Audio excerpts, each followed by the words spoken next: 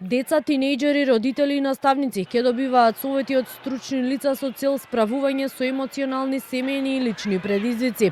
Започнува со работа првото психолошко советувалиште за деца и адолесценти.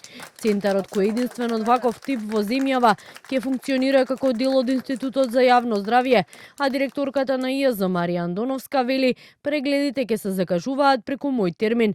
На отворањето на центарот надлежните порачаа дека менталното здравје пред сека и децата и адолесцентите мора да биде приоритет и да се третира соодветно. Ке се водат разговори, ке се даваат насоки за надменување, и не само за надменување на проблемите, туку и за понатамошен емоционален развој во комуникацијски вештини и надменување на сите оние бариери со кои што се сретнуваат децата или проблеми во текот на животот во предшколската возраст, во школската, училишната и малце по возрастните. Веќе во здравствениот систем менталното здравје почнува да се третира и да се гледа со приоритет. Ќе ги третира сите потреби на нашите граѓани, семејства кои што имаат деца или адолесценти во нивното семејство, се со цел да можат да бараат стручна помош. Со цел воспоставување ред во здравството, но и по последниот извештај на Државниот завод за ревизија, кој се однесуваше токму на Институтот за јавно здравје,